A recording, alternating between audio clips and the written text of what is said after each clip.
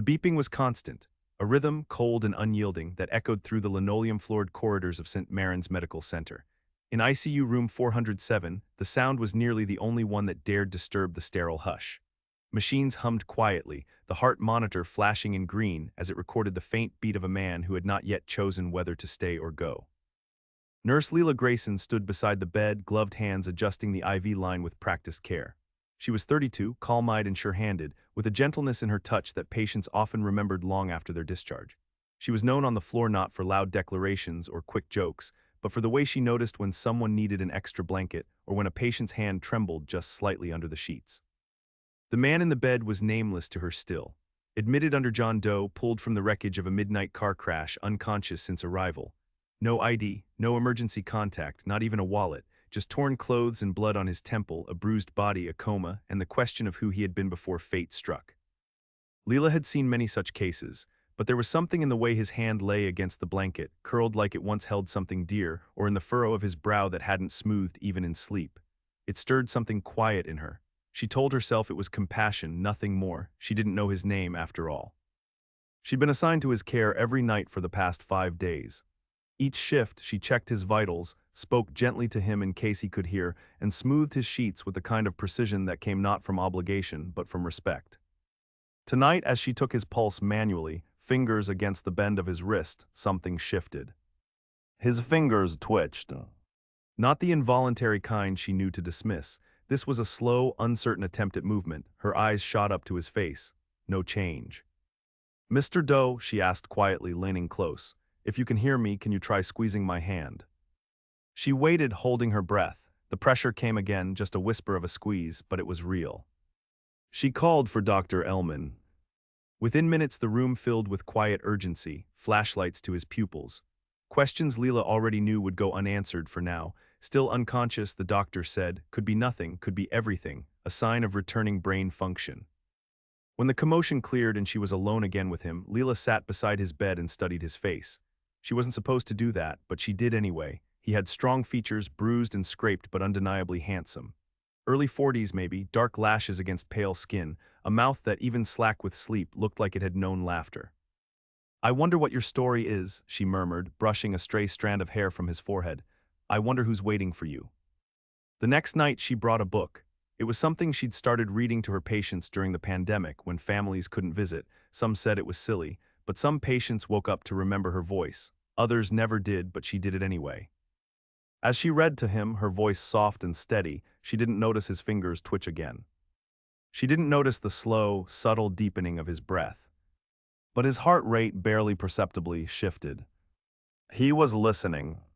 And somewhere inside the quiet prison of his mind, the sound of her voice was the first light in the dark. A tether. On the 7th night, Leela brought lavender lotion and gently rubbed it into his hands. It was something his body needed, but it was also for him, whoever he was. It felt like honoring something human and sacred in him. Her fingers moved in soft circles, her thumb pressing into the meat of his palm. "You've got strong hands," she said quietly. "You work with them, I can tell."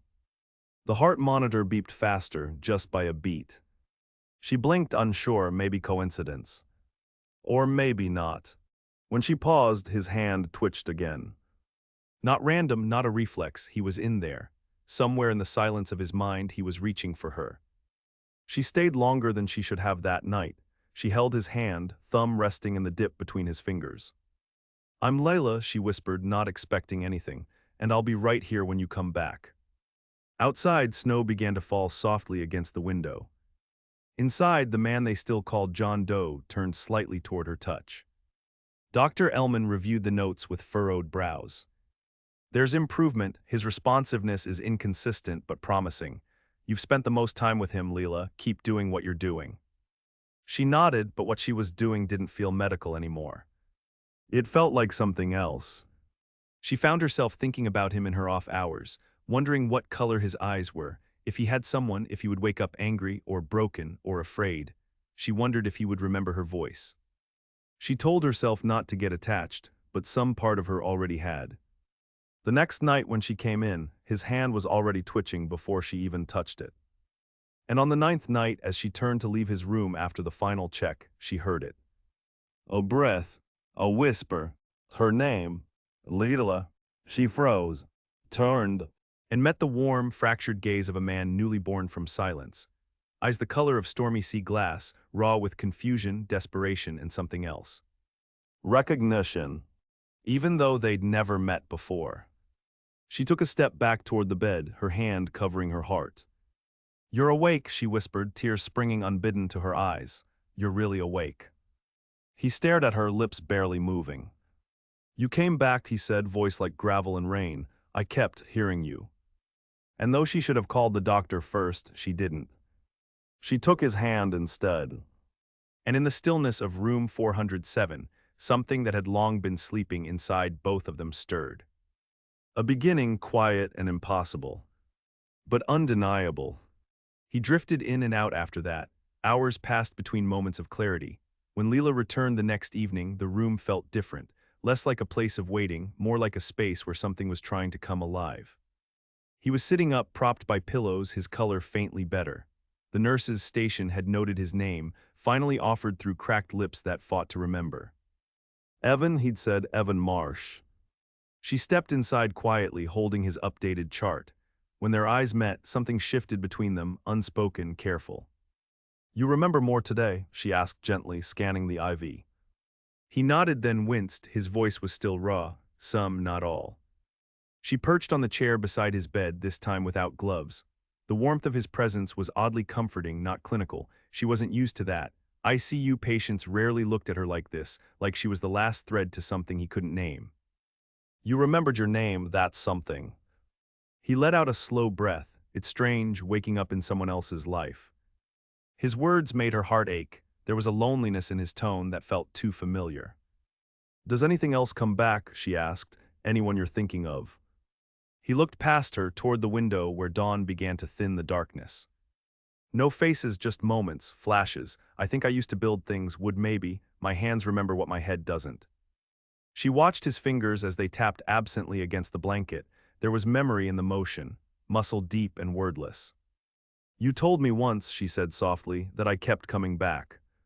He glanced at her then, brow furrowed. "I heard your voice every night. I didn't know where I was, but it made me feel safe." She smiled, embarrassed by how much that meant. "I didn't think you could hear, but I kept reading to you anyway." He shifted slightly as if trying to sit up straighter. "Did you read the whole thing?" "Only halfway," she said, reaching for the book from her bag. "I can finish it if you'd like." He nodded, eyes tired but eager. So she read. Not because it was required now, but because it had become part of them. Her voice in the quiet, his breath slowing to match the rhythm. She noticed how he looked at her, not with romance, not yet, but with something that felt almost more intimate, trust. Over the next week, Evan gained strength. Small triumphs, a sip of water without choking, sitting upright longer, taking steps with assistance. He was stubborn in rehab, pushing his therapist harder than they asked. Leela found herself checking in during breaks. Sometimes she brought chamomile tea, other times silence. He began to ask about her. "Do you ever take days off?" he asked one evening as she adjusted his compression stockings. "Sometimes," she said with a small smile. "Don't suppose you take them to visit comatose patients." She chuckled, surprised by his humor. "I made an exception for you." He grinned, slow and uneven. "I'm honored." Their connection deepened in the small moments. He asked if she always wanted to be a nurse. She asked if he always liked working with his hands. They never spoke about the crash, not yet.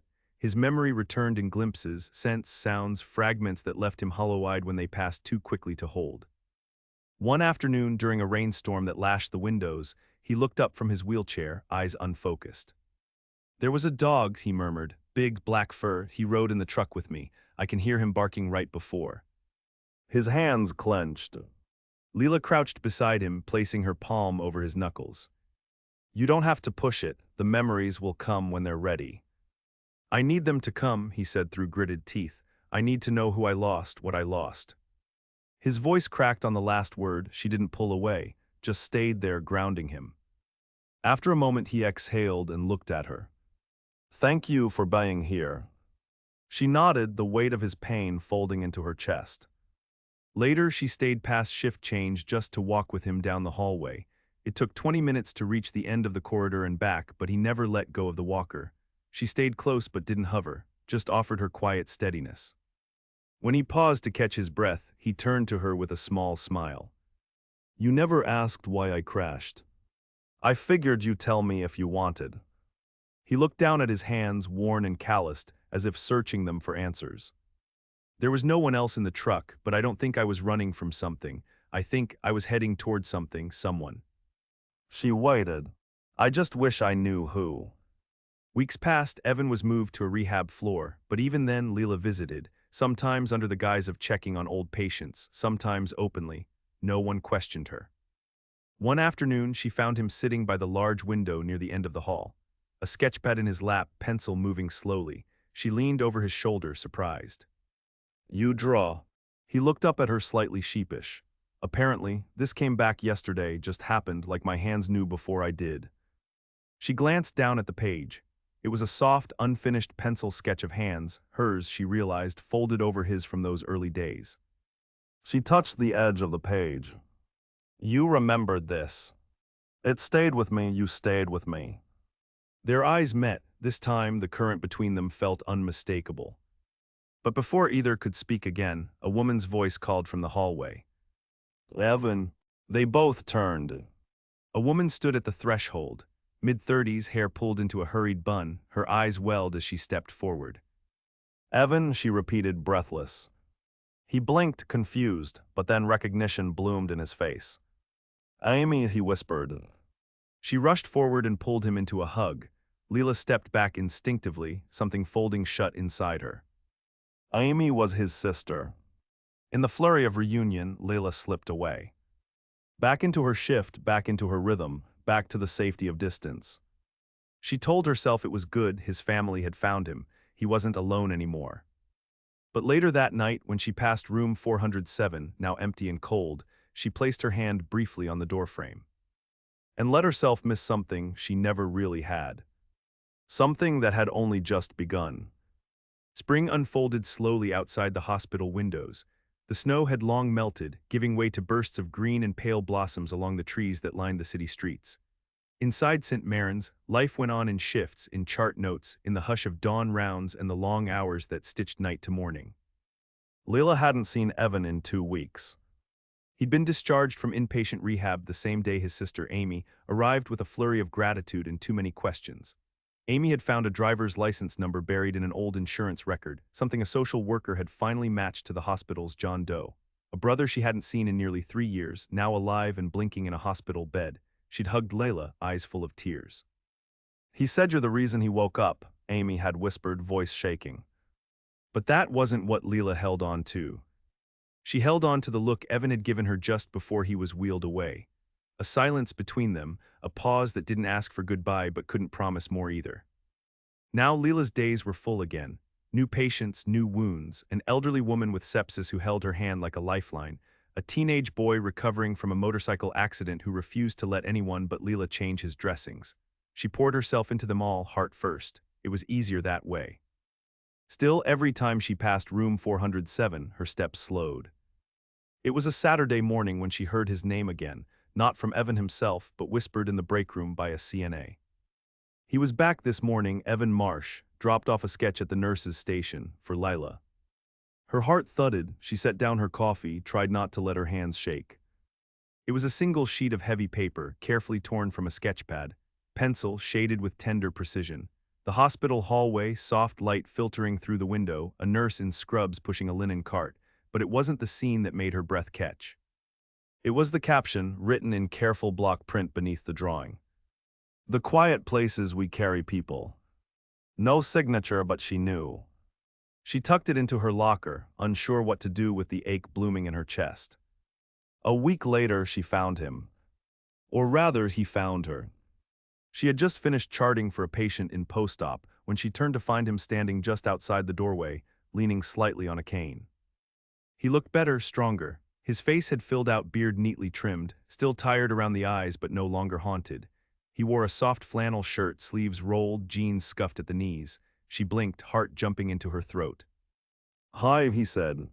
The word was too small for how big it felt. She swallowed, hi. He smiled, slow and crooked. Thought I owed you more than a sketch. You didn't owe me anything. He stepped forward, eyes never leaving hers. I remember more now, not everything, but enough. She waited. I'd been living in a cabin out near Ridgeway, off-grid for a while. After my divorce I needed space, built furniture, took odd jobs, was headed into town to drop off a custom piece that day. He paused. There was a storm, a deer in the road, swerved, don't remember anything after that. He let the silence settle before continuing. When I woke up you were the first thing I knew. Your voice, your hands, you held me here, Layla, in a way no one ever has. Tears threatened, she blinked hard. I didn't do anything special. Yes, you did, he said quietly. You saw me before I even remembered who I was. He stepped closer. I'm moving back into town, he said. Rented a small place not far from here, planning to open a shop again. Custom woodwork, thought maybe you'd come by sometime. Let me make you something. What would you make me? She asked, voice barely above a whisper. He smiled, eyes warm. Something small, solid, something that holds things. A pause. Maybe like a keepsake box, for whatever it is you tuck away when you think no one's looking. She exhaled, the tears finally sliding free. She didn't wipe them away. I think I'd like that. He nodded, no rush. I just wanted you to know I'm not running from anything anymore. She reached out, touching his wrist, feeling the pulse steady beneath his skin. I'm glad you came back. In the weeks that followed, they saw each other often, not in dramatic bursts but in simple visits. She'd stop by his workshop on her days off, watching the way his hands moved with quiet confidence. He showed her how to sand cedar, how to feel the grain before deciding which direction to carve. In turn, she told him about her patience, about how grief sometimes lingered like a shadow long after the room had been cleared. One night he gave her a carved bird. It reminded me of you, he said, small but brave and always flying toward something. She held it close for a long moment, unable to find the words. They shared dinners, long walks along the river trail, sometimes not speaking at all, and yet the silence between them was never empty. Then one evening, as she stood by his porch watching the last blush of sun slip beneath the horizon, he touched her hand. Can I ask you something? She turned to him, heart already full. Anything. What did you think when I first woke up, when I said your name?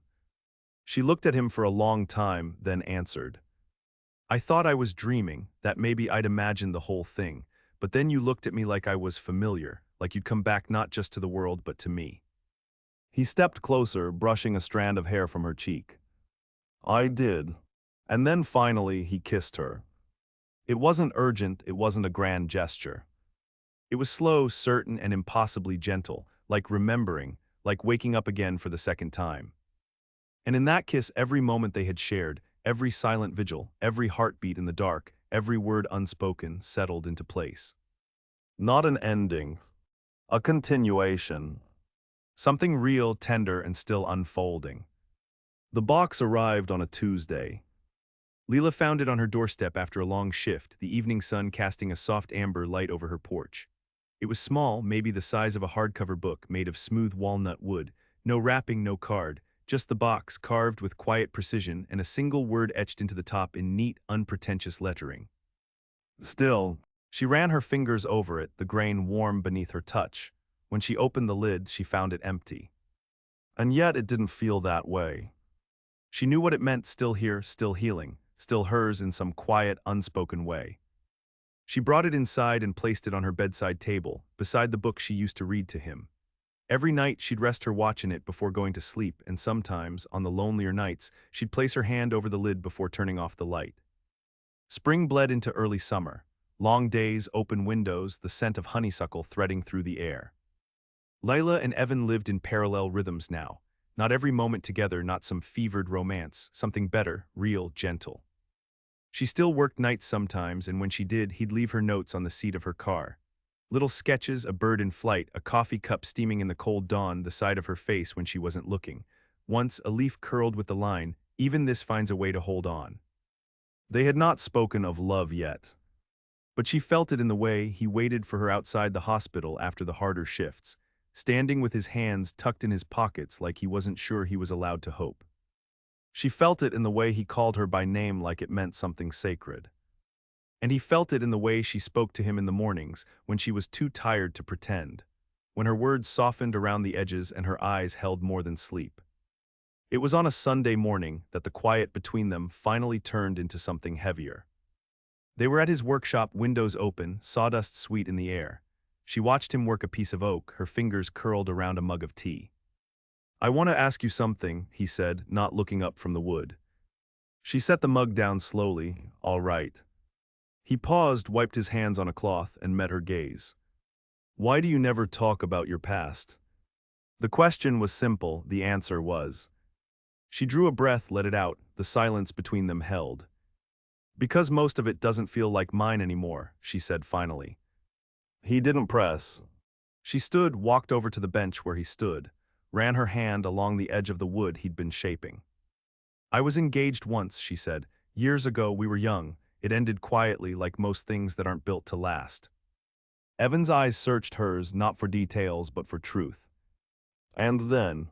"Then I worked, I poured everything into my job. People left, patients stayed.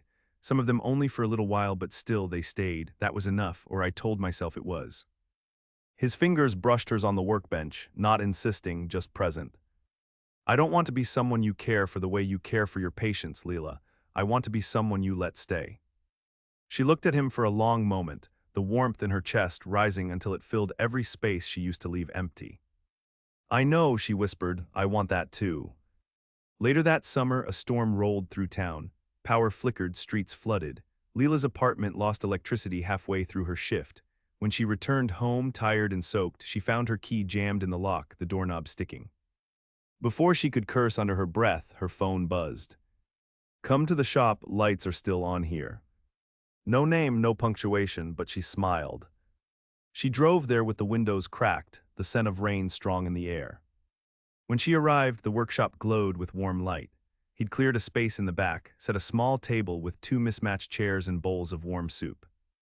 "You cook?" she asked, hanging her coat by the door. "I reheat," he said, "don't be too impressed." They ate quietly, the sound of thunder distant now. She wandered the space while he cleared their bowls, fingers brushing over finished pieces stacked on shelves. Cradles, side tables, picture frames, all made with care. She paused in front of a cabinet not yet stained. Its doors were carved with the faint outline of something winged. "This one's new." He nodded, "Not finished yet." "What's it for?" He stood behind her now, voice soft. "I thought it could be for us." She turned, startled. "Us?" He reached out, touched her cheek. "I want to build a life that holds the quiet too, not just the joy, the nights you come home crying, the mornings we don't speak, all of it." She didn't speak for a long time, then quietly. "I don't need grand things." "I know," he said. "That's why I think I can give you something worth keeping." She moved in that fall. Not because it made sense, because it felt like coming home. He cleared a space in his bedroom for her books. She left her nursing shoes by his front door, their routines meshed slowly and without force. Sunday breakfasts, shared grocery lists, the occasional argument about dishes left in the sink.